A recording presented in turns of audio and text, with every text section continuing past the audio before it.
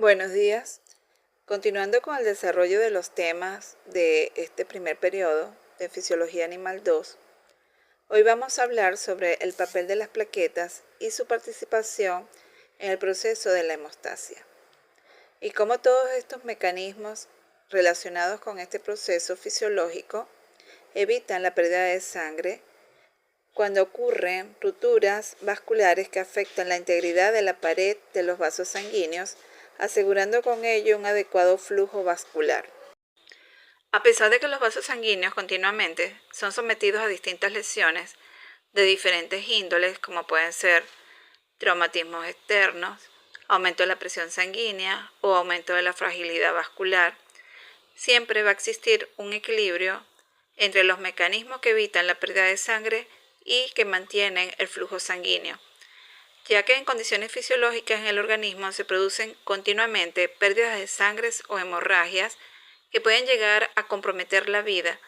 De hecho, debe existir un equilibrio adecuado entre los mecanismos que evitan la pérdida de sangre y aquellos que facilitan la función de la sangre, ya sea inactivando las plaquetas por el factor inhibidores o por el proceso que modifica o destruyen la fibrina, lo que en algunos casos pueden adherirse a las paredes vasculares para mantener la impermeabilidad de los vasos.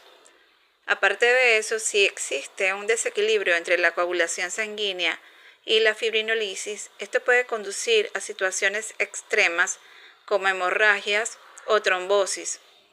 De aquí la importancia de comprender la regulación de estos procesos hemostáticos y cómo se relacionan cada uno de ellos.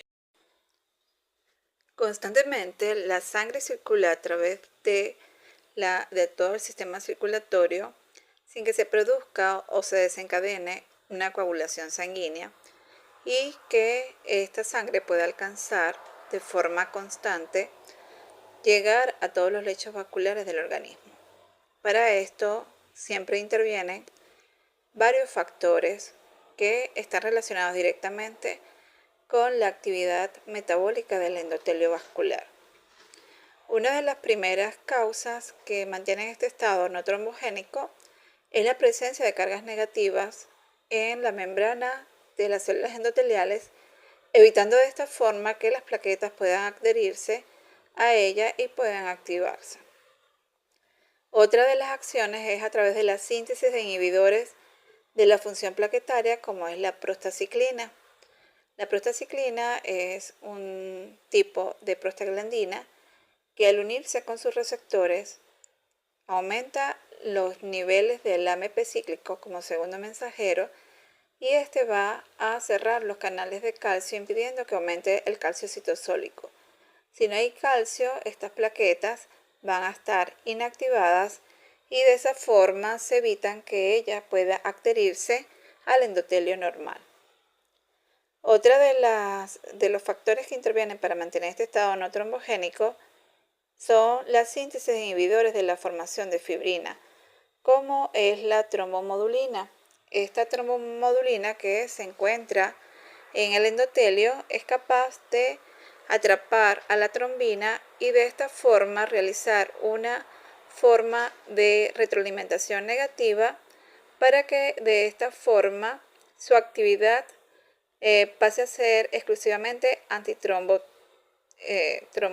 es decir, no va a permitir la formación de trombos. Y por último, otra de las acciones del endotelio es a través de la síntesis de antitrombina. Esta va a evitar también la formación de trombos y también evita la fijación de la trombina. También participan otras proteínas como la alfa-2 macroglobulina y la antitrixina, que también van a inhibir a la trombina. Y de esta forma se mantiene ese estado no trombogénico. Por otro lado, también el endotelio es capaz de sintetizar el activador de plasminógeno tisular y ustedes saben que este activador actúa sobre el plasminógeno pasándolo a su forma activa, que es la plasmina. Y esta plasmina es la encargada de degradar la fibrina que se vaya formando producto de cualquier accidente o cualquier lesión que pueda ocurrir en los vasos sanguíneos. De esta forma, el endotelio participa en el mantenimiento de ese estado no trombogénico.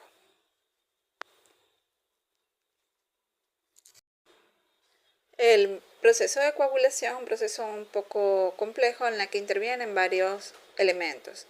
Uno de ellos es el endotelio vascular, que reacciona cuando se presenta algún tipo de lesión. También van a participar las plaquetas, ¿verdad? Como células que normalmente viajan de forma inactiva y tras encontrarse en un proceso donde hay pérdida de sangre, ellas se activan para evitar que se produzca una hemorragia muy marcada. También participan las proteínas procoagulantes, que normalmente también viajan de forma inactiva en la circulación. Y por último, dentro de este proceso también se contempla todo lo que es el proceso fibrinolítico, ¿verdad? Porque una vez que el coágulo se instaura, no se puede quedar allí, tiene que ser degradado, y por lo tanto todo el proceso que lleva a la ruptura de los enlaces preformados y a la destrucción del coágulo también son parte de este sistema hemostático o de coagulación. Cuando ocurre un daño en el vaso, ¿verdad? Todos estos elementos se complementan para cumplir una función en todo este proceso. La hemostasis se entiende como el conjunto de mecanismos fisiológicos que evitan la pérdida de sangre y así aseguran la circulación adecuada de la misma. La palabra hemostasia proviene del griego aem, que significa sangre, y éstasis, que significa detención. Así que no es más que la detención de la pérdida de sangre. Por lo tanto, cuando un individuo se enfrenta a distintas situaciones en las que se produce una lesión de la pared vascular, este sistema actúa y cuyo único objetivo está orientado a evitar la extravasación de sangre mediante la formación de un coágulo sanguíneo, y de esta forma asegurar el mantenimiento de la integridad de la pared vascular dañada mediante su reparación. Este sistema hemostático nos protege de hemorragias y, como todo proceso, lleva una secuencia que nosotros lo vamos a dividir en 5 pasos. El primero va a ser la contracción de la pared de los vasos sanguíneos, ¿verdad?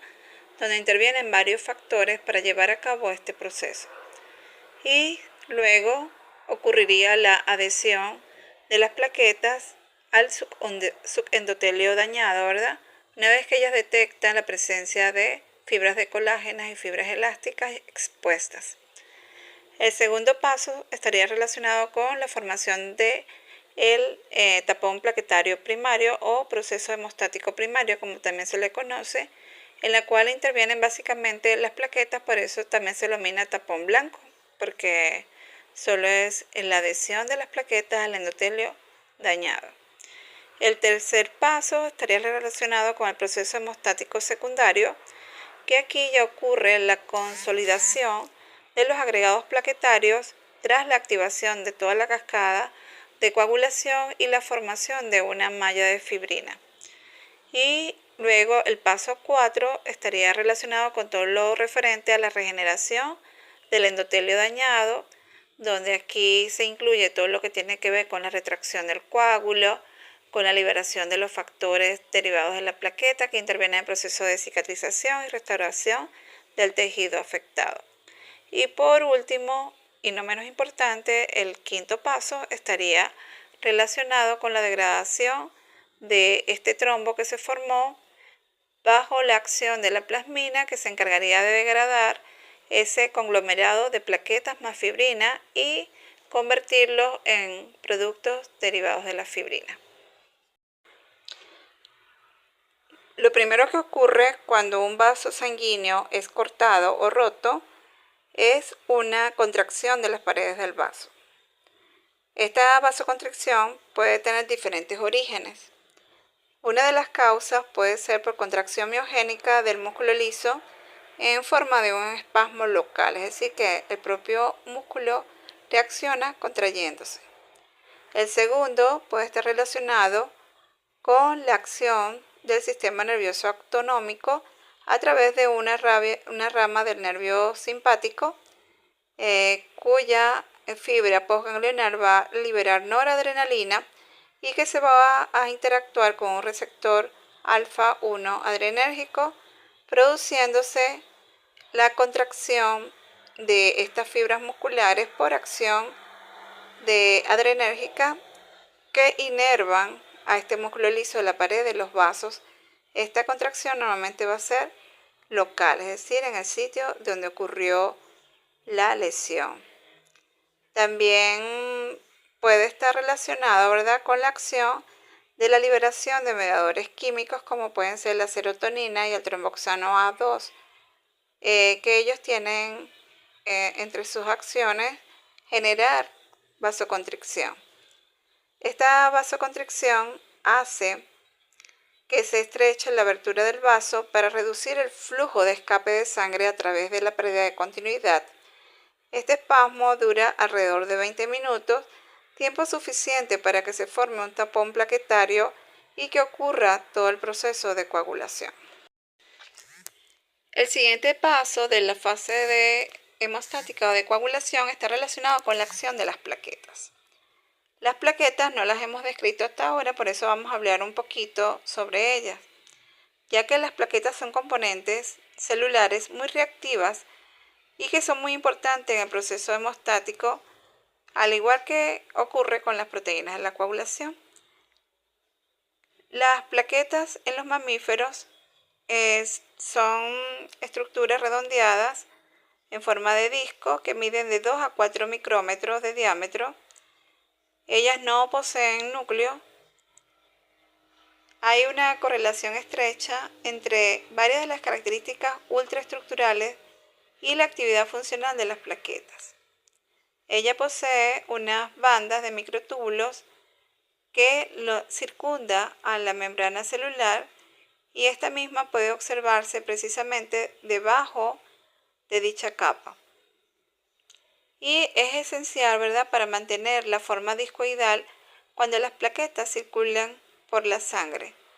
También participa en los cambios de forma y en la contractibilidad que las plaquetas sufren cuando se activan. Entre las características de las plaquetas se puede mencionar que también reciben el nombre de trombocitos, ya que, al igual que las demás células que hemos estudiado, también se originan a nivel de la médula ósea. Ellas pueden tener forma de redondeada, fusiforme u ovalada. Tienen bordes irregulares y no poseen núcleos como ocurre también con los eritrocitos, y toda su vida permanecen dentro de los vasos sanguíneos durante su corto periodo de vida en circulación. En el citoplasma de las plaquetas se pueden observar diferentes gránulos de glucógeno, ¿verdad?, como depósito de energía. Aparte también posee enzimas ATPasa, ¿verdad?, que son capaces de actuar durante la vida metabólica de ellas, de las plaquetas, y también posee enzimas que degradan al ácido araquidónico como sustrato de degradación del mismo. Aparte de ello, dentro de toda su estructura del citoesqueleto, ¿verdad?, ya dijimos que tenemos diferentes microtúbulos, donde la proteína resultante es la tubulina, y también posee microfilamentos, ¿verdad?, que son similares a la actina y la miosina, así como también la proteína trombostinina. Otra característica que se puede observar en su citoplasma es la presencia de gránulos, los cuales se denominan gránulos alfa y gránulos densos. Estos gránulos poseen diferentes componentes en su interior y aparte también posee lisosomas ricas en hidrolasas ácidas para la degradación de algunos productos. Los gránulos densos de las plaquetas tienen la capacidad de almacenar calcio, que anteriormente en las diferentes bibliografías era conocido como el factor 4 de la coagulación. También posee serotonina y nucleótidos de adenina como ATP y ADP. Por otra parte, los gránulos alfa Poseen varios componentes, entre ellos se pueden mencionar la albúmina, las proteínas beta-tromboglobulinas, factores derivados de las plaquetas que participan en la cicatrización de los tejidos, el factor plaquetario 4, factores de la coagulación como el factor 1, el factor 5, el factor 13, proteínas adhesivas como el factor von Willebrand y la fibronectina, también glicoproteínas de adhesión como son las trombospondinas y el tromboxano A2.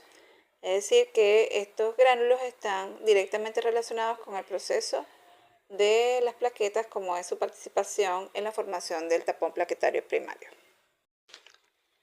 Las plaquetas poseen un periodo de vida bastante corto, de 3 a 5 días. Una vez que cumplen su periodo de vida, ellas son destruidas por el sistema retículo endotelial, principalmente, ¿verdad?, que se encuentra a nivel de los tejidos, pero más aún a nivel del vaso, donde ocurre la destrucción de estos trombocitos.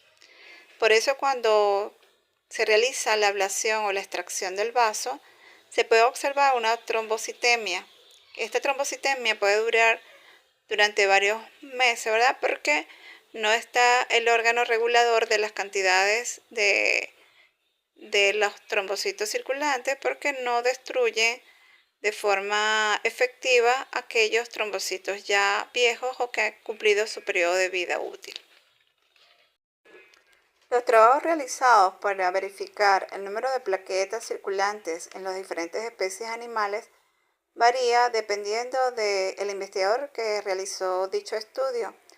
Por eso, según Coles, dice que el número de trombocitos varía desde 150.000 a 600.000 plaquetas por milímetros cúbicos, mientras que Fraxon dice que sus valores se registraron dentro de 350.000 a 500.000 plaquetas por milímetros cúbicos. Pueden ver aquí que el límite máximo no varía mucho entre los dos investigadores, pero el mínimo sí, ya que el del primer investigador es apenas de 150.000.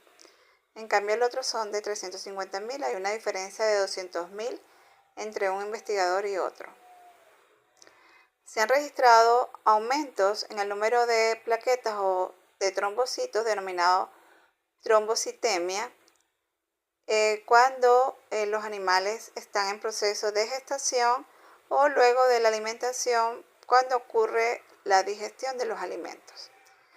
Y por otro lado, se ha detectado una disminución o trombocitopenia en aquellas enfermedades infecciosas agudas o en shock anafiláctico. Hice hincapié en la pronunciación de ambos términos, ¿verdad?, porque son muy similares. Trombocitemia para el aumento y trombocitopenia para la disminución. Por eso deben tener en consideración estos dos términos al momento de leerlos para que puedan diferenciar cuándo es un aumento y cuándo es una disminución del mismo. Bueno, ya hemos hablado algunas características básicas sobre los trombocitos o plaquetas. Ahora continuamos con nuestro proceso hemostático, que ya saben que el segundo paso dentro de este proceso es la formación del tapón plaquetario primario, en el cual participan estas plaquetas. Las plaquetas, cuando ellos detectan de que hay una pérdida de continuidad en el vaso sanguíneo y se han expuesto la parte del subendotelio o la lámina basal de dichos vasos, inmediatamente ellas se adhieren, ¿verdad?, al colágeno y a las fibras elásticas que están expuestas y empiezan a sufrir lo que se denomina una metamorfosis viscosa, en la cual ellas aumentan de tamaño y se expanden a lo largo de la pérdida de continuidad, tratando de taponear o cerrar la pérdida de sangre que está ocurriendo por el vaso sanguíneo. Ya dijimos anteriormente, ¿verdad?, que las plaquetas eran muy reactivas y entonces cuando ellas contactan con superficies extrañas, inmediatamente empieza su activación y una vez que se activan empiezan a liberar los contenidos de su gránulo, que ya saben que la liberación de los mismos varía dependiendo de si estas plaquetas tienen un sistema canicular abierto o un sistema canicular cerrado. En el caso de los sistemas canicular cerrado, que normalmente lo poseen las plaquetas del bovino, les dije que estos gránulos se adosaban a la membrana de las plaquetas de forma de ser liberadas por exocitosis.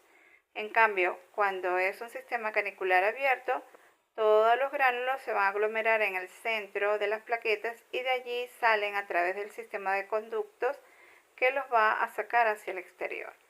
Cualquier sea la forma en la cual se liberen estos gránulos, ¿verdad? Ya saben que dentro de los mismos tenemos en su interior una gran cantidad de los factores de la coagulación que van a participar en este proceso de adhesión a nivel del subendotelio dañado, pero sin embargo esta adhesión de las plaquetas por sí sola no es un coágulo todavía formado, ya que solamente va a estar conformado por la activación de varias plaquetas que se encuentran en la zona lesionada. Es de acotar, ¿verdad?, que este colágeno expuesto, que es tipo 3 y tipo 4, es un potente activador plaquetario y aparte en el endotelio expuesto también existen proteínas adhesivas como son el factor von Willebrand y la fibronectina, los cuales van a favorecer el proceso de adhesión plaquetario en esta pérdida de continuidad, tratando de revertir la pérdida de sangre.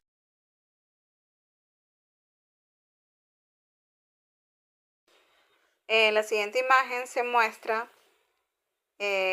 cómo ocurre la adhesión de las plaquetas al endotelio dañado.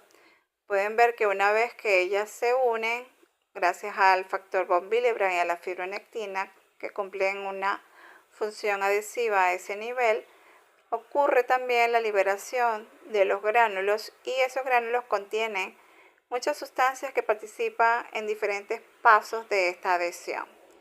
Y del lado derecho tenemos las diferentes vías por las cuales se activan las plaquetas. Como les dije anteriormente, estas plaquetas son muy reactivas y existen una gran cantidad de sustancias químicas capaces de activarlas, como son el ADP, el colágeno, la trombina, el activador plaquetario. Es decir, hay muchas sustancias que al unirse con sus receptores inician una serie de señalización dentro de las plaquetas. Por ejemplo, en la primera ruta que se muestra aquí, que sería por la activación de la trombina, ella activa a la enzima fosfolipasa A2, que actúa sobre los fosfolípidos de la membrana y produce el ácido araquidónico. Este ácido araquidónico es el sustrato para la ciclooxigenasa o la COX. Y la acción de esta ciclooxigenasa sobre el ácido araquidónico me va a generar los tromboxanos A2. Estos tromboxanos son potentes ionóferos, es decir, que abren canales iónicos en las fosas densas de las plaquetas y activa la liberación del calcio, aumentando el calcio citosólico y produciéndose de esta forma la activación plaquetaria. Por la vía central que pueden ver allí es la ruta del ADP.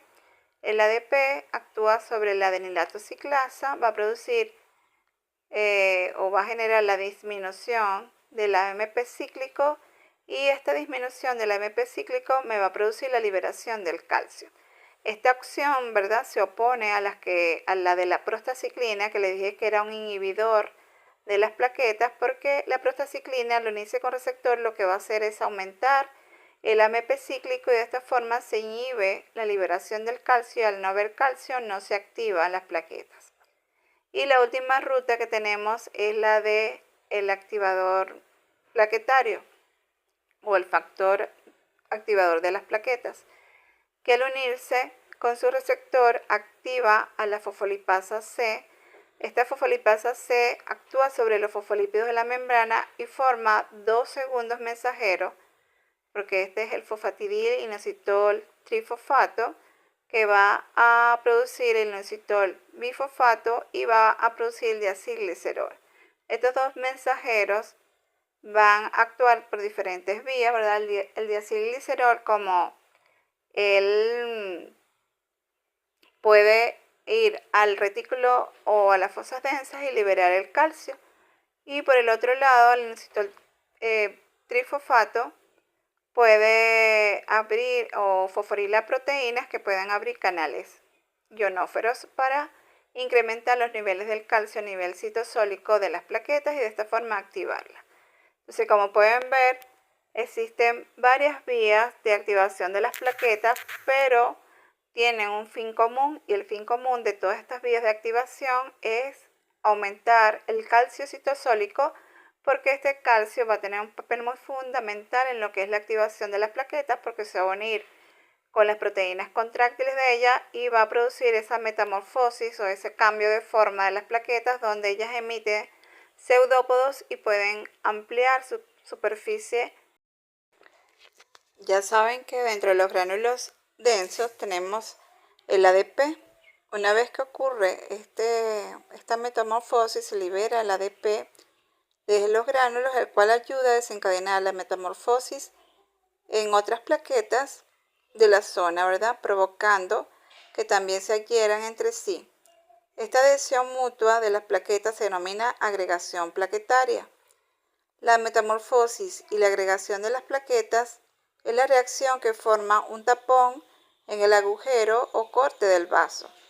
Si el tapón cubre la pared dañada de un vaso, constituye un sitio adecuado para la formación de un trombo. Las plaquetas también contienen dentro de sus gránulos adrenalina, noradrenalina y serotonina. La serotonina también es conocida como 5-hidroxitriptamina.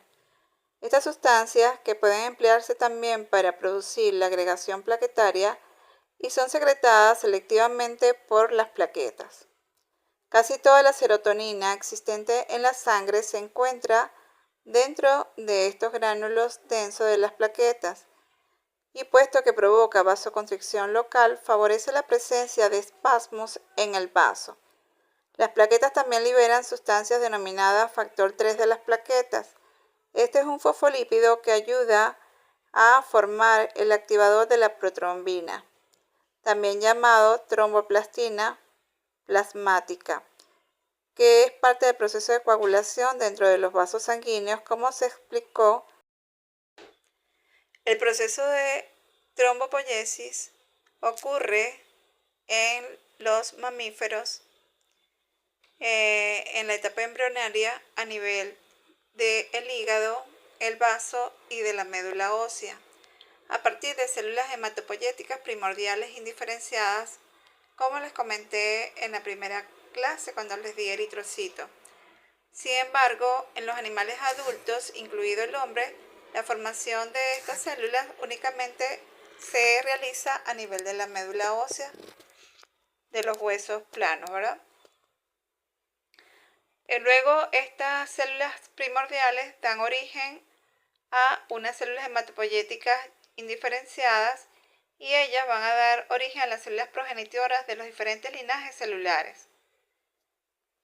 Estas células multipotenciales dan origen a las diferentes líneas de las células que se producen a nivel de la médula ósea. Por eso vamos a tener una célula eritroide, que va a ser la que va a dar origen a los eritrocitos, una megacariocitoide, que es la que da origen a los trombocitos o plaquetas, y una mieloide, que va a dar origen tanto a los granulocitos como a los monocitos, y la línea linfoide.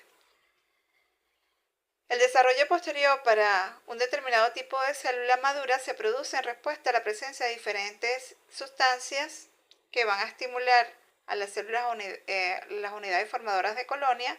Estas sustancias pueden ser interleucinas o factores estimulantes de las colonias, que cada grupo celular va a tener su estimulante específico. En la siguiente imagen pueden visualizar la evolución celular a medida que se va ejecutando la trombopoiesis. Pueden ver cómo a nivel de las células madres primordiales se van a obtener las unidades formadoras de colonia, en este caso para los megacarioblastos. Luego vamos a tener una célula bastante inmadura, que es el megacarioplasto, después el promegacariocito, por último el megacariocito, y este va a emitir pseudópodos y allí o de cada uno de esos fragmentos se van a liberar las plaquetas. Las plaquetas cuando entran a la circulación van a ser células en forma de disco sin núcleos. Así podemos ver que a medida que estas células se van desarrollando o madurando, las unidades formadoras de colonia pueden dividirse repetidamente y dar origen a pequeñas células que reciben el nombre de promecarioblasto. Estas células ya no pueden dividirse más, pero van a experimentar una duplicación de su material nuclear sin que se produzca división del citoplasma. Esto va a dar origen al megacariocito, que se caracteriza por células bastante grandes, con una mayor cantidad de citoplasmas y núcleos menos lobulados.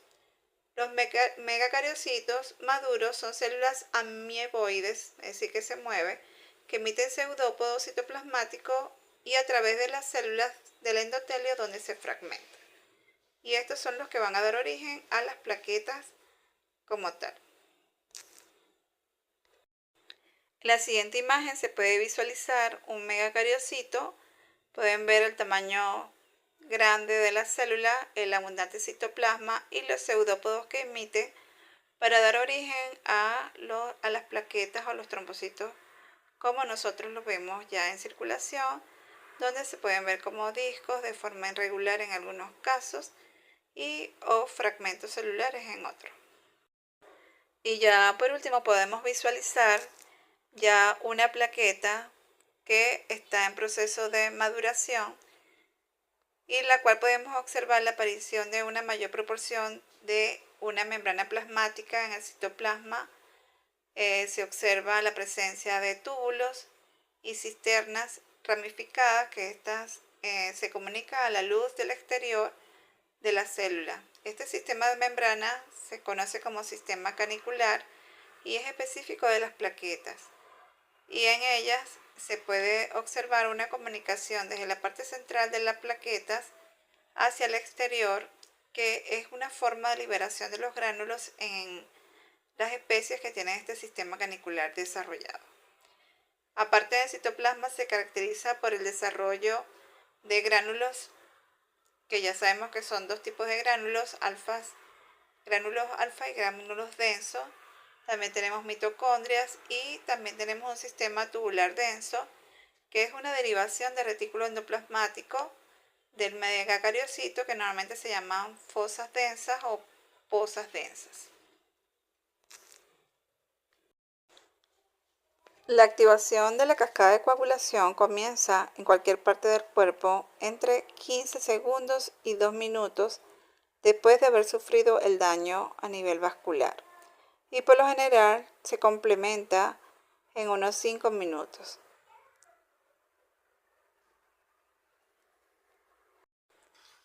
El mecanismo de coagulación consiste en una serie de reacciones bioquímicas que van a conllevar a la formación de un coágulo. Esto incluye una secuencia regulada de interacciones proteínas-proteínas junto con uniones moleculares de complejos, enzimas, cofactores y sustratos. Estas reacciones están diseñadas para darle eficiencia y velocidades máximas a cada una de las reacciones moleculares, las cuales van a culminar en los complejos o en la formación de los complejos de fibrina, que van a formar redes alrededor de agregados plaquetarios asociados con el tejido del endotelio dañado. Por lo tanto, nosotros cuando describimos un coágulo normalmente decimos que es una masa reticular de fibrina en la cual quedan atrapados una serie de células, entre ellas glóbulos rojos, glóbulos blancos y plaquetas. En el siguiente cuadro se muestran todas las proteínas procoagulantes que normalmente viajan de forma inactiva en sangre. Ya sabemos que los factores de la coagulación normalmente se enumera en números romanos, ¿verdad? Tenemos factor desde el 1 hasta el factor 13, pero no tenemos un factor 6. El factor 1 ya sabemos que es el fibrinógeno, el factor 2 la protrombina y así sucesivamente hasta que lleguen al factor 13, por lo tanto deben aprenderse tanto la nomenclatura en números romanos como sus nombres con los cuales fueron identificados una vez descubiertos por los diferentes investigadores. En el siguiente cuadro se muestran todos aquellos cofactores que no son proteínas procoagulantes como tal, sino que son como sustancias que facilitan la activación de algunos de los factores o que participan en algunos de los procesos. Dentro de ellos se puede mencionar el cininógeno de alto peso molecular, a la procalicreína, entre otros. Todos estos factores de alguna u otra forma están relacionados con la activación de la cascada de coagulación. En el siguiente esquema se va a mostrar toda la secuencia de la cascada de coagulación y para ello vamos a ir explicando paso por paso cada una de las fases que comprende este proceso. Ya sabemos que la secuencia de reacciones enzimáticas que va a llevar a la producción del coágulo de fibrina pasa por varias etapas. La primera va a ser la fase de superficie o la activación por contacto. La segunda está relacionada con la activación del factor 10 y la tercera con la formación de trombina y la última, la cuarta, va a estar relacionada con la formación de fibrina insoluble. Estas serían las fases del proceso de coagulación. También es importante recalcar que todas estas proteínas que participan en el proceso de coagulación normalmente viajan en sangre en forma de proenzimas, ¿verdad?, inactivas, y que a medida que va avanzando el proceso se van a ir activando de forma secuencial conforme va avanzando el proceso de coagulación. En la primera fase, llamada sistema de contacto, va a incluir a 4 proteínas que van a ser el factor 12, la precalicreína, el factor 11 y el cininógeno de alto peso molecular. Los factores 11 y 12 son proenzimas, mientras que la precalicreína es el precursor de la calicreína plasmática. Tanto el factor 11 como la precalicreína circulan en plasma unidos al CAN, que es el cininógeno de alto peso molecular. Este cininógeno es una glucoproteína que sirve como un cofactor en el mecanismo de coagulación y es el precursor también del mediador químico bradicinina que actúa en las reacciones inflamatorias. La secuencia de reacciones que participa en la generación de la trombina se menciona en ocasiones como la cascada, ya que un estímulo pequeño puede resultar rápidamente en una respuesta desproporcionadamente grande. El factor 12, que es el factor Angelman, que es la primera proteína en la secuencia de reacciones, se activa ya sea por contacto con una superficie cargada negativamente o por una disociación enzimática por medio de una proteasa. Hay una gran cantidad de proteínas que pueden ser activadores de este factor Angelman, como son el vidrio, el sílice, el caolín, que pueden activarme este factor 12 y pasármelo a un factor 12 activado. Una vez que el factor 12 está en su forma activa, aunque sea en pequeñas cantidades, va a ser suficiente para iniciar la activación de sus sustratos, la precalicreína y el factor 11, y el cininógeno de alto peso molecular. Una vez que se forma la calicreína y el cininógeno pasa a su forma activa, las interacciones moleculares aceleran la rapidez de la formación del factor 12 activo adicional y el grado de formación de un factor 11 activo. Este CAM va a funcionar como un cofactor de la formación de los factores 12 y 11 al unirse a las superficies con carga negativa junto al factor 12 activo y al aumentar localmente la unión de superficie de la precalicreína y el factor 11. Lo que quiere decir que este CAM activo va a proporcionar como una ancla para el factor 12 y sus sustratos y por consiguiente va a incrementar la concentración local de los sustratos para el factor 12, lo que va a aumentar la rapidez de las reacciones enzimáticas. La calicreína puede convertir el factor 12 inactivo en un factor 12 activado con una mayor rapidez que la reacción autocatalítica inicial del factor 12, por lo que funciona como un mecanismo de retroalimentación positiva para incrementar aún más la rapidez de la activación. La siguiente fase es la activación intrínseca del factor 10. Una vez que el factor 11 pasa a su forma activa y se une al calcio, va a ejercer un efecto proteolítico sobre la glucoproteína, que es el factor 9, que también se conoce como factor Crispman, para convertirla en un factor 9 activo. Ella va a actuar como una proteasa de serina y además se va a requerir dos cofactores más, aparte del calcio, para que el factor 9 active al factor 10 a una rapidez hemostática aceptable. Uno de ellos va a ser el componente fosfolipídico que proporciona las plaquetas y el otro va a ser el cofactor proteínico grande, que es el factor 8 o factor antihemofílico. Este factor antihemofílico, él no viaja solo, él viaja unido al factor von Willebrand. Por eso en las bibliografías anteriores se creía que el factor 8 y el factor Willebrand eran las mismas proteínas, pero ahorita se sabe que son proteínas diferentes y que provienen de genes distintos. La rapidez de esta reacción va a aumentarse, ¿verdad?, una vez que se modifique la molécula del factor 8 y pase de una forma inactiva a un factor 8 activo. Esta reacción va a ser favorecida por el mismo factor 10 una vez que está activado, que es la proteína final que se forma en la vía de coagulación. El fosfolípido de las plaquetas también tiene una función crítica en la activación del factor 10, ya que la unión de este factor 8 con las vesículas del fosfolípido lo van a liberar del complejo que él forma con el factor von Willebrand y va a facilitar la activación de esta molécula del factor 8 y de esa forma va a pasar a un factor 8 activado. Cuando la trombina o el factor 10 activo interactúan con el factor 8, no unido al fosfolípido, la molécula del factor 8 sufre disociaciones proteolíticas sucesivas que producen fragmentos proteínicos sin actividad procoagulante.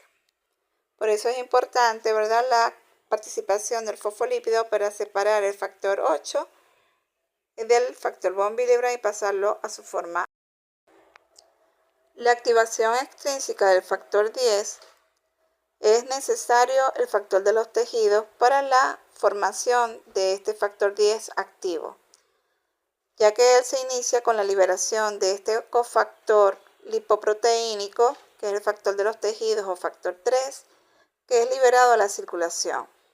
Algunos tejidos como el cerebro y el pulmón y la placenta tienen un mayor contenido de este factor de los tejidos que otros, como por ejemplo el riñón o el vaso, mientras que se piensa que el tejido muscular y las plaquetas carecen de este factor de los tejidos.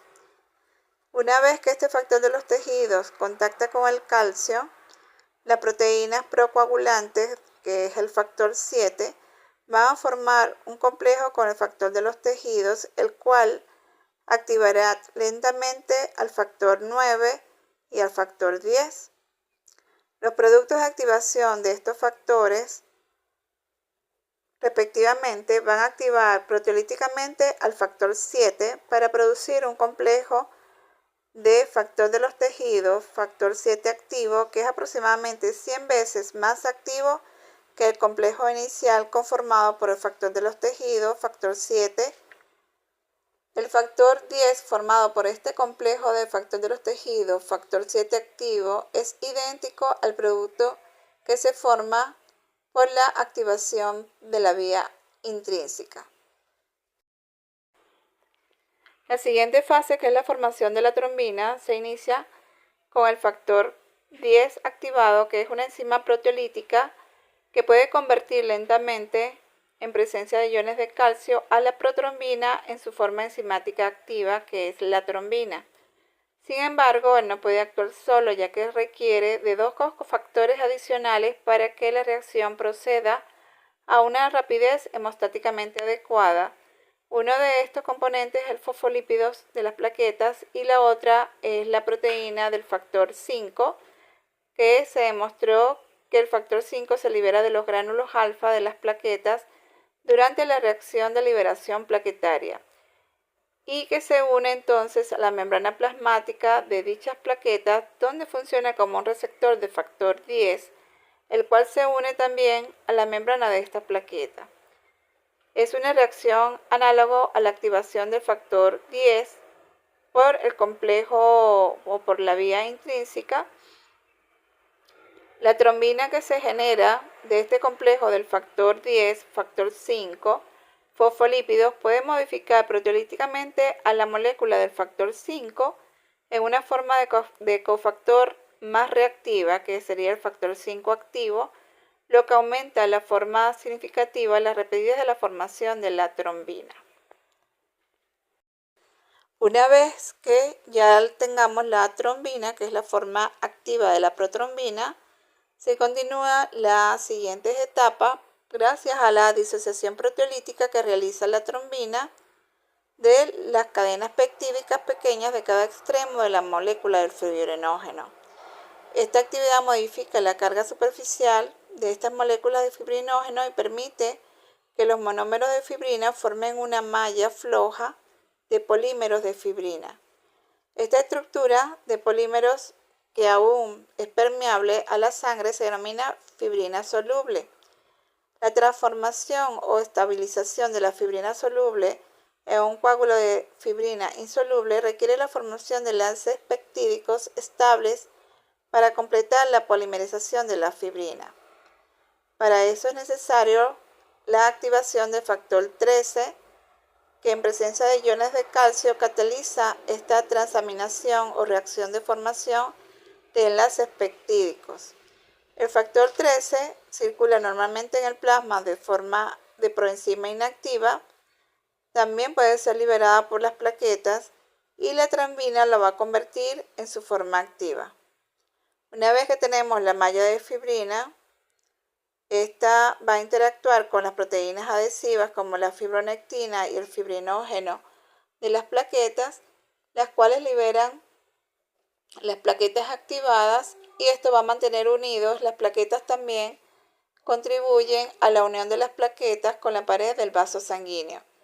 Esta adhesión del coágulo sanguíneo, denominado generalmente trombo, es una acción que permite que se adquiera este trombo a las paredes del vaso sanguíneo y que es importante para las etapas que continúan para la cicatrización de las heridas y disolución del coágulo de fibrina, que también impide que el trombo se desprenda de la pared del vaso por la fuerza de arrastre de la sangre que fluye a través de los mismos. La siguiente fase es la restauración del tejido o del vaso dañado. Una vez que ya se ha formado el coágulo ya estable y que se han formado esos enlaces covalentes en la malla de fibrina, ocurre el proceso que inicia la destrucción de este coágulo que ya fue formado, ya que una vez que las plaquetas se rompen en el proceso, liberan ATP y también una proteína contráctil denominada trombostenina.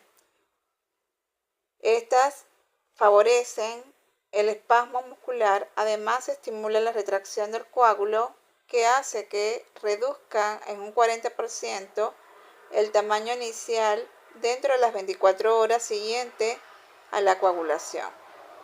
La retracción fuerza al suero a salir del coágulo tras un proceso denominado sineresis, y la retracción del coágulo tira de los bordes de la abertura del vaso roto o cortado, uniéndolos más. Si la apertura o cortada del vaso es pequeña, el tapón de plaquetas puede por sí mismo detener la pérdida de sangre, y en aperturas más grandes, como se dijo anteriormente, necesita la activación de todo el proceso de coagulación. Pero lo más importante es que mientras más pequeño sea la cicatriz, menor va a ser el tejido cicatrizal que va a formarse para cerrar esa pérdida de continuidad. Aquí participan los fibroblastos, que normalmente utilizan esa malla de fibrina para desplazarse hacia la lesión, al igual que acá también participan todos los factores derivados de las plaquetas que contribuyen con el proceso de cicatrización de las heridas producidas a nivel de los vasos. Para que ocurra la retracción del coágulo es necesaria la presencia de un número adecuado de plaquetas normales para que pueda ocurrir la reducción de esta masa formada por la fibrina y las plaquetas. La retracción del coágulo depende de la interacción de los pseudópodos formados en la reacción de adhesión inicial de las plaquetas y los filamentos de fibrina. Este proceso depende tanto de la energía como de los iones de calcio e incluye las proteínas contráctiles específicas de las plaquetas, como es la trombostenina, la cual funciona de manera análoga a la actina miosina muscular. La función fisiológica de este proceso es acercar los bordes de la herida entre sí, estabilizar el coágulo de fibrina, mejorar las condiciones para que la reparación del tejido sea con una cicatrización mínima y activar el proceso de lisis del coágulo. Aparte de esto permite que el trombo sea más estable y que de esa forma se evita que se desprenda del vaso sanguíneo y que pueda circular a través del torrente sanguíneo como un émbolo, el cual podría alojarse en vasos capilares pequeños distantes del sitio original de su formación y por consiguiente este émbolo atrapado puede alterar la circulación sanguínea normal en un sitio lejano al sitio del daño vascular original. Por último, se continuaría con la disolución del coágulo de fibrina, porque es tan importante la formación del coágulo para evitar la pérdida de sangre y permitir la regeneración celular que va a reparar la pared del vaso sanguíneo, pero también es importante la eliminación de este trombo, ya que él va a estar de alguna forma obstruyendo la libre circulación de la sangre a través de los vasos sanguíneos. Para que se lleve a cabo este proceso que se denomina fibrinolisis, vamos a necesitar la participación de algunos componentes fibrinolíticos, ¿verdad? Como puede ser la glucoproteína plasminógeno, el activador de plasminógeno tisular, que es una proteasa serina que libera las células del endotelio, y la urosinasa, que también es una proteasa que se libera en forma de precursor de los tejidos, como puede ser el riñón, macrófagos y algunos órganos fetales, y también participa la... En la siguiente imagen se puede ver cómo el plasminógeno es activado por el activador de plasminógeno tisular que se libera desde las células endoteliales. Este activador es producido de acuerdo a la demanda que existe para ese momento, por estímulos como la trombina y la éstasis venosa. Este activador de plasminógeno se une con avidez a la fibrina y muestra una actividad enzimática mayor en la forma unida a la fibrina que en forma libre. Esta característica asegura que la actividad del activador de plasminógeno tisular esté localizada y su potencial fibrinolítico aumente en los sitios donde se deposita la fibrina. Por otro lado, la urosinasa es un activador de plasminógeno de tipo tisular que se identificó originalmente como responsable de la activación fibrinolítica de la orina en distintas estructuras e inmunológicamente del ATP. En el plasma, la urosinasa existe en forma de proenzima, la cual tiene actividad enzimática mínima y la activa tanto la calicreína como el producto de la activación de plasminógeno, la plasmina. La urosinasa tiene poca afinidad por la fibrina, a diferencia del activador de plasminógeno tisular. En esta imagen se puede evidenciar de una forma más gráfica todo el proceso que les expliqué anteriormente. También es importante recalcar que aparte de los activadores endógenos, también existen activadores exógenos del proceso fibrinolítico.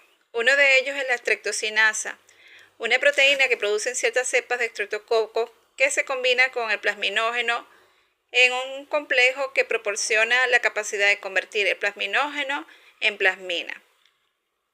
Este tratamiento es poco utilizado en medicina veterinaria, pero no así en la medicina humana, donde se usa para tratar enfermedades trombóticas. Este streptocinasa se ha usado en especies como equinos y bovinos, pero su actividad fibrinolítica es muy débil. Bueno, eso ha sido todo lo programado para esta clase. Espero que hayan entendido todos los procesos involucrados en la coagulación. Ya saben que la bibliografía de consulta va a ser el DIUX, capítulo 4, del cual fue extraído la mayor parte de esta información que fue dada en esta actividad.